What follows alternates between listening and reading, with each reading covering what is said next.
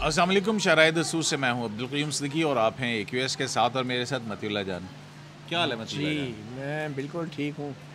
बड़ा अच्छा मौसम है बहुत और ज़बरदस्त आप भी मौसम है बड़े अरसे इंशाअल्लाह। बाद नमूदार हो रहे हैं अपने चैनल पर। हाँ जी, वेलकम बैक। काफ़ी थैंक यू वेरी मच। काफ़ी दिन के बाद जो है वो और वो कुछ आराम हुआ कुछ? पर्दा सीमी से अच्छा। जो गायब रहने की वजह थी वो ज़ाहिर है अलालत थी। अब अलालत की ठीक मैं है। तफसील नहीं पूछूंगा क्योंकि आप बताएंगे नहीं, मगर फिर भी चलें ठीक है। हाँ शुक्र नहीं आप बस। वापस आ गए। जी हाँ बिल्कुल, यहाँ बहुत शुक्रिया आपका। तो ये सितारे जो हैं ये क्या चालें चल रहे हैं, सितारे, कमर और ये सारा कुछ जो है, ये क्या चल रहा है आजकल? कुछ समझ आ रही है आपको सितारों की कि क्या-क्या चालें हैं? देखें, ये सितारे जो हैं अपनी जगह बदलते रहते हैं। असल चीज़ तो हमारा कमर है ना, जो चाँद है, वो तो अपनी जगह पे है, कायम है। और उसकी रोशनी जो है वो कभी मदम नहीं होती, सिवाय उस वक्त जब उससे ज़्यादा रोशनी दिन के वक्त सूरज की आ जाती है। तो ये शम्स कमर का खेल है। सितारे बेचारे तो इस्तेमाल हो जाते हैं, कोई सियासी सितारे होते हैं, नहीं, लेकिन कोई सितारे चालें तो बताते हैं ना। चालें यही बताई जा रही हैं कि जो अहम कॉन्स्टलेशंस थी हाँ। वो भी अब उनके सितारों में भी हलचल हो चुकी है, क्योंकि चाँद को शायद वो सितारों की जो अदाएँ थी पसंद नहीं आ रही थी, या जो कुछ जल्द होने जा रहा है तो उससे पहले उन सितारों को नई जगह देना भी मकसूद था। तो पेशावर के सितारे जो हैं वो भावलपुर के आसमान पे भेज दिए गए। नॉर्थ वेस्ट ईस्ट के जो सितारे थे वो। हाँ, शुमाल मगरबी सितारे जो हैं वो अब भावलपुर के होराइज़न में ग़रूब हो रहे हैं, और नए सितारे जो हैं वो अब तलू हो रहे हैं। तो मेरे ख़्याल में ये बड़ा ज़रूरी था कि सितारों की जो चालें हैं उनको थोड़ा बदला जाए। मगर मेरे ख़्याल में चाँद जो है उसको भी थोड़ा सा अपनी चालों पे गौर करना होगा। ये सारी सितारों की चालों की वजह जो है आज वो बेसिकली चाँद की अपनी वो चाल चलन है जो माज़ी करीब में रहा है। नहीं, लेकिन मुझे तो चाँद की चमक-दमक जो है मांद होती नज़र नहीं आ रही है किसी भी सूरत में। हाँ, जब तक सूरज नहीं निकलेगा चाँद तो चमकता और धमकता ही रहेगा, और चाँद की चमक धमक जो है वो अंधेरों से जुड़ी है। हमारी तो दुआ है इस मुल्क में रोशनी आ जाए, क्योंकि सारी ज़िंदगी अब चाँद की रोशनी पे नहीं गुजारी जा सकती। हाँ, ये बात तो आपकी बिल्कुल दुरुस्त है। सवेरा ये कौन सी सवेरा है? ये सवेरा कोई फिल्म एक्ट्रेस लगती है मुझे। सवेरा जो भी हो जी, हमें अब शिद्दत से इंतज़ार है सवेरे का, चाहे वो फिल्म एक्ट्रेस है या जो भी लेकिन सवेरा सुबह तो होनी है, नहीं है। सुबह तो होनी भी ये चाहिए। सुबह वो तभी कहते तो ना कि करवटें बदलते रहे सारी रात हम तो अब कब तक करवटें बदलते रहेंगे? सही बात है। करवटों से पड़ने वाली सिलवटें जो हैं वो, अब करवटों से याद आया वो पंजाब गवर्नमेंट जो है उसने वो सुना है कोई सुपरिटेंडेंट साहब। अच्छा, ये एक बात, ये क्या हो क्या रहा है? अपने मुरब्बी इमरान खान साहब जो हैं वो कहते हैं कि शहबाज गिल साहब पर तशद्दुद किया गया और उनको बरहना करके, बल्कि लफ्ज़ इस्तेमाल किया उन्होंने, नंगा करके नंगा करके मारा गया। और वो हमारे साकिब बशीर साहब हैं, वो उन्होंने बताया कि अदालत में पेश हुए थे तो उन्होंने कमीज़ शमीज़ उठाई थी, उस पर भी उनके जो है वो नील शील थे कमर के ऊपर। तो पंजाब के जो वज़ीर दाखिला हाशिम साहब, जहाँ पे इमरान खान साहब की हुकूमत है, वो कहते कोई ऐसी बात नहीं, कोई तशद्दुद नहीं हुआ, कुछ नहीं हुआ। लेकिन आज जो है वो सुपरिटेंडेंट भी तब्दील हो गया वहाँ से। खान साहब जो हैं साबिक़ वज़ीर आज़म हैं, और उन्होंने जो ज़ोर दिया ना कि नंगा करके मारा है, लगता है कि खान साहब को ज़्यादा एतराज़ नंगा करके मारने पे है। और अगर ऐसे ना मारा गया होता तो शायद खान साहब जो है वो इस लेवल पे एहतजाज ना करते। नहीं, लेकिन है तो मतीला जान, कस्टडी के अंदर इस तरह तशद्दुद, ये तो मतलब रियासती जबर की अलामत है ना। आप इंटेरोगेट कर सकते हैं, बट ये तो महज़ब दुनिया के अंदर तो अच्छी रवायत नहीं है।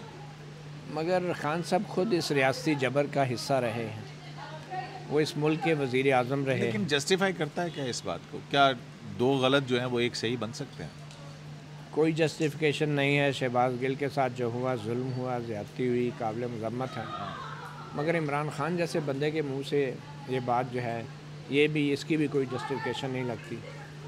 इमरान खान के अपने दौर में जो कुछ लोगों के साथ होता रहा, सहाफ़ियों के साथ होता रहा, लोगों ने सहाफ़ियों को गोलियां मारी गई, ठीक है, सहाफ़ियों को घर में घुस के उन पर तशद्दुद किया गया, सहाफ़ियों को दिन दहाड़े अगवा किया गया। और ये वज़ीर आज़म जब होते थे किसी ज़माने में, चैनल बंद हुए, बेरोज़गार हुए लोग, जुर्माने, नोटिसेस, FIA के मुकदमे, गद्दारी के मुकदमे। आज ये इंटरव्यू में कह रहे हैं जी ऐसा जुल्म जबर मैंने आज तक नहीं देखा। वो इसलिए नहीं देखा कि उस वक्त आप जब आंखें बंद कर लेते हैं तो फिर क्या नज़र आएगा आपको। तो इमरान खान को ये ज़ेब नहीं देता इस तरह की बातें करना। बाकी कोई भी ये बातें करे तो उसको संजीदगी से सुनना चाहिए, लेकिन कम से कम माजी की अपनी गलतियां तो तस्लीम करें। सुना है उन्होंने कहीं कुछ सहाफ़ियों के हवाले से भी तस्लीम किया कि वो बड़ा जुल्म हुआ, लेकिन हम उसमें शामिल नहीं थे। मैं अब तफसील में नहीं जाऊंगा, लेकिन पंजाबी का मुझे एक बात बताया ना कि इमरान खान साहब किस चीज़ में आपको शामिल नज़र आते हैं? सारा कुछ कीता है, तो मैं तो था ही नहीं वहाँ पे। सूट पंजा में तो घर ही नहीं, मैं तो घर ही नहीं सी अब मैं इससे हमेशा ज़्यादा घर नहीं सी होता। कुछ भी हुआ इस मुल्क के अंदर वो किसी और ने किया, इमरान खान साहब ने तो किया ही नहीं है। अब ये जो शहबाज गिल पे भी तशद्दुद हुआ ना, आप यकीन करें अगर शहबाज गिल की जगह कोई और होता तो ये इमरान खान साहब ने कभी इतनी बुलंद आवाज़ में एहतजाज नहीं करना था। अब पता नहीं तशद्दुद क्या हुआ है, इसकी तफ्तीश होनी चाहिए, तहकीकात होनी चाहिए, जुडिशल कमीशन बनना चाहिए। इसके ऊपर आप हाई कोर्ट, सुप्रीम कोर्ट में पटिशन डालें ना जी कि इसके तशद्दुद की इंक्वायरी करें। लेकिन शायद वजह यह है कि उनको, खान साहब को ये भी खौफ है कि कल शहबाज गिल के हवाले से कोई अगर तहरीरी बयान पुलिस के सामने, मजिस्ट्रेट के सामने आ गया कि मैंने जो इंटरव्यू दिया था फ़ौज के ख़िलाफ़, वो तो इमरान खान साहब के कहने पे दिया था। तो अब इमरान खान साहब जो हैं वो तो कह चुके हैं कि ये फ़ौज के लोगों को उकसाने वाला इंटरव्यू था। यही फरिया वाले इंटरव्यू के अंदर ये बात अब तस्लीम कर चुके हैं। वो अपने आप को शहबाज गिल के उस इंटरव्यू से दूर करने के लिए हर हरबा इस्तेमाल कर रहे हैं, जिनमें से एक बयान ये है कि जी शहबाज गिल ने ज़्यादती की, ये 1-2 जुमले नहीं बोलने चाहिए थे। दूसरा ये है कि उसे नंगा करके मारा गया। अब अगर शहबाज गिल के वाले से बयान आ जाता है कि उसने कहा कि इमरान खान के कहने पे इंटरव्यू दिया, तो इमरान खान कहेंगे देखें मैं तो पहले ही कह दिया था, बेचारे को नंगा करके मारा तो वो ये ना कहता तो और क्या कहता। तो एक हिफ्ज़ मुतक़द्दम के तौर पे खान साहब के का मतमा नज़र हमेशा उनकी सियासत होती है। वो शहबाज गिल जैसे बड़े बड़े लोगों को उन्होंने इस्तेमाल किया, वो तो जाहिर है। अच्छा, टिश्यू पेपर की तरह फेंक दिया। तो ये अभी जो फॉरेन फंडिंग वाला है, इस पे भी ये बड़ी डेवलपमेंट हुई है सॉरी प्रोहिबिटेड फंडिंग के केस के अंदर, कि वो उन्होंने चैलेंज कर दिया इस्लामाबाद हाई कोर्ट में, और आज जो है वो लार्जर बेंच बना दिया और वो भी कॉन्स्टिट्यूट भी हो गया है। वो उसमें कौन कौन है? बाबर सत्तार, आमिर फारूक साहब खुद हैं, हेड कर रहे हैं उसको। चौधरी हैं, अपना बशीर जहांगीरी हैं, और मियाँ गुल हसन औरंगज़ेब हैं। हाँ, मियाँ गुल हसन औरंगज़ेब हैं, आमिर फारूक और जस्टिस बाबर सत्तार। तो जस्टिस आमिर फारूक कायम मकाम चीफ जस्टिस हैं, वो उनकी बेंच की सरबराही करेंगे। मगर PTI ने जो उसमें सदा की ना कि इलेक्शन कमीशन ने जो रिपोर्ट दी है उसके 2 ज़ावियों से उस पर चैलेंज किया। एक तो ये कि इलेक्शन कमीशन ने उनकी जो इस्तेदाद थी अकाउंट्स के हवाले से जो वजाहतें थी उनको अपने ऑर्डर में शामिल ही नहीं किया, और उन्होंने तमाम चीज़ें जस्टिफाई कर दी थी। और दूसरी ये है कि इलेक्शन कमीशन को ये अख्तियार है ही नहीं कि वो वफाकी हुकूमत को ये डायरेक्शन दे कि गैर मुल्की फ़ंडिंग के हवाले से रेफरेंस भेजा जाए, जबकि उन्होंने अपने ऑर्डर में लिख दिया है कि फ़ेडरल गवर्नमेंट जो है उसको भी ये भेजा जाए और फेडरल गवर्नमेंट जो है मुनासिब कानूनी कार्रवाई करे। लिखा ये तो नहीं लिखा कि भी वो, उन्होंने तो कहा कि federal government forwarded to the federal government for necessary जो भी है अंडर द लॉ। तो अब वो स्टे भी मांग रहे थे कि भाई फेडरल गवर्नमेंट को रोका जाए। तो सवाल ये पैदा होता है कि इलेक्शन कमीशन का ऑर्डर आता या ना आता, तो वफाकी हुकूमत तो वैसे भी इन तमाम मालूमात को बराह रास्त स्टेट बैंक से FBR से लेके वो आज खुद भी तो रेफरेंस बना के सुप्रीम कोर्ट भेज सकती है डिक्लेरेशन दे के। वो तो आईनी अख्तियार है फेडरल गवर्नमेंट का, वो हाई कोर्ट तो नहीं उसको रोक सकती। तो उसके स्टे तो खैर नहीं मिला उनको। अब देखें परसों ये लार्जर बेंच के सामने जब हियरिंग होगी तो क्या होगी। मगर ये बड़ी हैरानी की बात है कि PTI हर मामले में स्टे ले लेती है, चाहे डस्का में बड़े पैमाने पे पुलिस और दूसरे लोगों को साथ मिला के धांधली हो, अगवा हो प्रिजाइडिंग अफसरान का। उस पर लाहौर हाई कोर्ट के जज हैं शुजात अली खान साहब, वो स्टे दे दिया और फिर उसके बाद अगली तारीख फिर छुट्टी पे चले गए। और स्टे अभी तक चल रहा है। और स्टे क्या जी, इंक्वायरी ना हो। मेरे ख्याल में इससे बड़ी शर्मनाक बात क्या होगी कि बजाय इसके कि आप स्टे देते हैं कि भाई किसी के ख़िलाफ़ कार्रवाई ना की जाए जब तक कोई केस का फ़ैसला ना हो। अब हाई कोर्ट के सामने केस कुछ भी नहीं है और इंक्वायरी रुकी भी है। और जस्टिस शुजात अली साहब ने स्टे दिया हुआ है और इंक्वायरी रोक दी है कि भाई हक़ाइक़ ना जाना चाहे। हाई कोर्टें हमारी ऐसी भी है जो हक़ाइक़ जानने से भी रोक देती है। और इसी तरह पेशावर में हुआ वो जो इलेक्शन फंडिंग का रिपोर्ट थी वो वाला, और फिर असद कैसर हो गए और दूसरे उनको भी स्टे दे दिया पेशावर हाई कोर्ट ने। तो PTI जो है ना स्टे के हवाले से माशाल्लाह से बड़ी खुशकिस्मत है। उन्हें बड़ी आसानी से BRT जो है उसकी भी इन्वेस्टिगेशन पे भी स्टे हो गया था। इन्वेस्टिगेशन ही रोक दी जाती हैं। ये अजीब हमारी अदालतें और जज हैं कि जो हक़ाइक़ जानने से ही रोक देते हैं। तो बहरहाल ये मामला भी है और चलता रहेगा। तो ये इन्होंने ये रेट कैसे मेंटेनेबल अभी तो नहीं करार दिया, अभी तो बस सिर्फ इनिशियली वो हियरिंग हो रही है ना। हाँ, अभी लार्जर बेंच के सामने मेंटेनेबिलिटी पे भी बात होगी ऑब्वियसली। लेकिन वो ये कह रहे हैं कि जी इलेक्शन कमीशन की रिपोर्ट पे अमल ना किया जाए। अब अमल पता नहीं क्या होगा, हाई कोर्ट पता नहीं कैसे रोक सकती है। इन्फॉर्मेशन अब पब्लिक डोमेन में आ गई है। वो इन्फॉर्मेशन डिनाई भी नहीं हुई, कंट्रोडिक्ट भी नहीं हुई जो स्टेट बैंक ने दी है कि ये अकाउंट छुपाए गए, ये ज़ाहिर किए गए। खुद इमरान खान के अपने नाम पे कुछ अकाउंट्स है वो भी नहीं ज़ाहिर किए गए, उसकी डिटेल्स भी नहीं पता नहीं है किस मामले में किस चीज़ को चैलेंज कर रहे हैं। क्योंकि जो फैक्ट्स के हवाले से फैक्ट फाइंडिंग रिपोर्ट होती है किसी भी आईनी इदारे की, तो उस रिपोर्ट को तो हाई कोर्ट नहीं रोक सकती ना। फाइंडिंग को रोक सकती है, फाइंडिंग को रोक सकती है। Only the election commission is the sole forum के जो इस तरह के मामला को फैक्ट फाइंड कर सकता है। सुप्रीम कोर्ट के कहने पे ये सारी चीज़ें चलती रही हैं। हाई कोर्ट तो फैक्ट्स को ना तो वो अच्छा मज़े की बात है कि 8 साल लगा दिए इलेक्शन कमीशन ने। उस दौरान तो ये PTI वाले हाई कोर्टों में कई बार जा चुके हैं, 11 दफ़ा गए और हाई कोर्टों ने स्टे भी दिए इनको। और अब 8 साल बाद जब एक रिपोर्ट आई है तो अब फिर हाई कोर्ट चले गए स्टे लेने के लिए। पता नहीं यहाँ तक हुआ कि हाई कोर्ट के एक बेंच ने जो है ये फैसला दिया कि 30 दिन के अंदर फैसला सुनाए। फिर जो है कहा गया कि नहीं अपनी लगता है हमारा जो निज़ाम इंसाफ है ना, ये निज़ाम इंसाफ कम है, तहरीक इंसाफ ज़्यादा है। तो हमारा बदकिस्मती की बात है। देखें फैक्ट फाइंडिंग भी अगले रोक दें तो फिर क्या चाहिए। ये इलेक्शन कमीशन कोई कन्विक्शन तो नहीं, सजा तो नहीं, जेल तो नहीं भेजी किसी को आप उसके अमल दरामद रोक दें। एक फैक्ट फाइंडिंग रिपोर्ट है, आप उस फैक्ट फाइंडिंग। दूसरी तरफ ये अभी इतलात थी और कहा जा रहा था कि वफाकी हुकूमत जो है वो रेफरेंस सुप्रीम कोर्ट में दाखिल करेगी इस हवाले से, वही जो सेक्शन 15 है। हाँ, और फिर आइन का आर्टिकल 17 सब क्लॉज 2 जो है सेक्शन 63 पॉलिटिकल पार्टी का। हाँ, तो 63 तो वो है ना जो फ्रीजिंग ऑर्डर है ना, उसके ऊपर तो शोकाज नोटिस हुआ है ना, उसकी तो हियरिंग होनी है अभी। वो कंफिस्केशन जो फंड्स करेंगे। जी हाँ, बिल्कुल। लेकिन वो रेफरेंस जो है ना, हुकूमत मुझे लग रही है ये सारी कार्रवाइयाँ जो हैं कोई 4-5 महीने गुजारने के लिए इमरान खान को सरप्रेशराइज और कॉर्नर करने के लिए की जा रही हैं, इंक्लूडिंग जो शहबाज गिल वाला मामला है।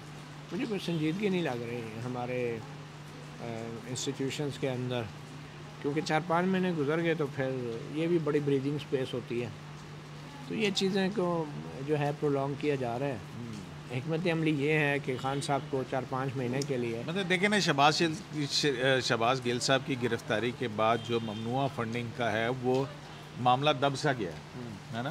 मतलब वो ऐसे लगता है जैसे एक चीज़, बहुत सारे मामले दब जाते हैं ना। इलेक्शन कमीशन ने अभी तक डस्का के इंक्वायरी के ऊपर क्या किया। अब देखिए इलेक्शन कमीशन का भी फ़र्ज़ था कि वो हाई कोर्ट ने जो स्टे दिया उसको चैलेंज करें, उसके खिलाफ अर्ली हियरिंग की दरख्वास्त दें।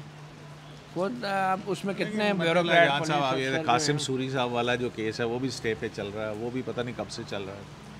वो कासिम सूरी ने उधर छोड़ भी दिया है। और तो और अब तो शॉर्ट ऑर्डर्स की बुनियाद के ऊपर भी पता नहीं कितने फैसले हो जाते हैं। 63A का अभी तक वो तफसीली फैसला नहीं है। और मज़े की बात है कि जो 2 जजेस हैं जिन्होंने इख्तलाफ किया था, वो 2 फैसले जो हैं वो आ चुके हैं इख्तलाफी फैसले। और जो इत्तफाकी फ़ैसले हैं मुत्तफ़िक़ा 3 जजों के, उनसे अभी तक ये फ़ैसले नहीं लिखा गया। और इतना कुछ उस शॉर्ट आर्डर ने कर दिया इस मुल्क में, एक किस्म की तबाही फेर दी, और उसकी तफसीली वजूहत आज तक किसी को नहीं पता। मतलब ये 3 मुअज़्ज़ज़ जजेस के पास इतना टाइम नहीं है कि वो उस फैसले की तफसीली वजूहत दें जिस फैसले ने वैसे अच्छा ही नहीं हो गया मतीला जान, मतलब कि हमजा शहबाज शरीफ बना, ये सारा कुछ जो शहबाज गिल के साथ हो रहा है वो सारे का सारा मलबा जो है ना इधर ही पड़ जाता। अब पता नहीं, देखें जी, अब पंजाब ये देखें ना डिस्टेबलाइज तो हो गया ना। सबसे मैं समझता हूँ कि 63A का जो फ़ैसला आया था ना, वो नुक्ता आगाज़ था इस मुल्क के आइनी बहरान का, जिसने आइन के अंदर एक चीज़ लिखी नहीं हुई तो उन्होंने वो आइन के अंदर डाल दी कि भाई ये वोट काउंट नहीं होंगे। और जो चीज़ आइन में लिखी हुई है, जो चीज़ आइन में नहीं लिखी हुई थी वो डाल दी कि वोट शुमार नहीं होंगे मुनहरफ अरकान के। और जो चीज़ आइन में की तशरीह करने की थी, जब बात आई कि जनाब ये पार्लिमानी पार्टी जो है वो फ़ैसले करती है, तो वहाँ पे आके कहते हैं आइन की लैंग्वेज तो कह रही है पार्लिमानी पार्टी। तो वहाँ पे ये नहीं कह सकते थे कि इस हमारा पार्टी हेड होता है, पोलिटिकल प्लेन रीडिंग जो है ना, तो वहाँ पे प्लेन रीडिंग है। और उससे पहले जो है वो बड़ी रीड इन है और नाम नहाद इंटरप्रिटेशन है। चलें जी, देखते हैं। बहरहाल काफ़ी सारे अभी तो 5 वैकेंसियाँ भी सुप्रीम कोर्ट में हो गई हैं। अब तो फुल कोर्ट बिल्कुल ही नहीं बन सकती, क्योंकि सबको पता है कि उसमें अक्सरियत किसकी होगी। फाजिल साहब भी वैसे वापस आ गए सुप्रीम कोर्ट में। सुना आज उन्होंने बड़ा कोई एंटी नार्कोटिक फोर्स वाले किसी केस में, चर्च का एक केस था, चर्च वाले केस में उन्होंने कहा कि एनएफ अपनी फादियत खो गई है, जिस तरह बल्कि उन्होंने प्रोसिक्यूटर को कहा कि आपकी गाड़ी से ही बरामद कर लेंगे। चलें जी, ये कुछ काफ़ी दिन के बाद आए तो हमने कहा ये थोड़ी सी वैसे आपको पता है उसके ऊपर पेशावर के जो सितारे हैं वो आजकल सोशल मीडिया पे भी बड़े टमटमा रहे हैं। वो हमेशा ही टिमटिमाते हैं, बड़े तकरीरें शिकरें। मुझे आज एक भावलपुर के दोस्त मिले, उनका जी हमारे भावलपुर में तो ज़रा बहुत बड़ा एक इशू है। मैंने कहा क्या? उनका जी वो एक सीवरेज सिस्टम हमारा कोई नहीं है, सब बंद है, बहुत गंद हो जाता है। मैंने कहा फ़िक्र ना करें, आपके पास एक ऐसे माहिर आ रहे हैं जिन्होंने सीवरेज सिस्टम बंद करने और फिर उसको खोलने में एक ख़ास महारत हासिल कर रखी है, तो वो उनका सीवरेज सिस्टम भी ठीक हो जाएगा। कमेटी का कुछ चेयरमैन बदल गया नहीं, भावलपुर के अंदर ये मसाइल तो हैं ना, वैसे भी अब तरक्याती फंड जो हैं कराची में थोड़े हैं यार। हाँ, ये बात है, लेकिन कम से कम ये वो नेक काम है जिसके ऊपर इन इदारों को लगाना चाहिए लोगों को। और ये जब काम नहीं होता तो फिर वो पॉलिटिकल इंजीनियरिंग में मसरूफ़ हो जाते हैं सारे। क्योंकि नेक काम करें लोगों के घर, ये मैं काट दूंगा, ये मैं काट दूंगा, ये मैं काट दूंगा, ये मैं काट दूंगा। मैंने कुछ ऐसा कहा ही नहीं यार। आप जब से ऑपरेशन करवा के आ रहे हैं बार बार कहते हैं काट दूंगा काट दूंगा, तो ये मेरे ये धमकियां लगा रहे हैं लोगों को, मैं काट दूंगा काट दूंगा। पुत्र जी तो कटती है ना तो पता लगता है। चलें जी, मेरे ख्याल में ये कटेगा जी। अब वक्त आ गया है कि हम जो है अब इस प्रोग्राम को अगर थोड़ी सी एक्सटेंशन दे दें तो क्या ख्याल है? मेरा ख्याल है जितनी एक्सटेंशन दे सकते थे काफ़ी है, बाकी हानिकारक है सेहत के लिए। नहीं, थोड़ी सी अगर एक्सटेंशन, और ये ज़ाहिर बात है कि किसी भी चीज़ मिलेगी तो थोड़ी सी तो नहीं, फिर घंटा पूरा करना पड़ेगा। घंटा पहले 3 घंटे की हुई थी तो 1 घंटा और सही। वो कहते हैं ना कि 1 गुना और सही, 1 गुना और सही। सही मुझे नहीं लगता ये ऑनर करने वाली सारी चीज़ें हैं। नहीं, करके देख लें, लोगों की राय ले लें, फिर डिलीट कर दीजिए। शराय दस्तूर से अब्दुल करीम सिद्दीकी को एक लाइव से इजाज़त दीजिए।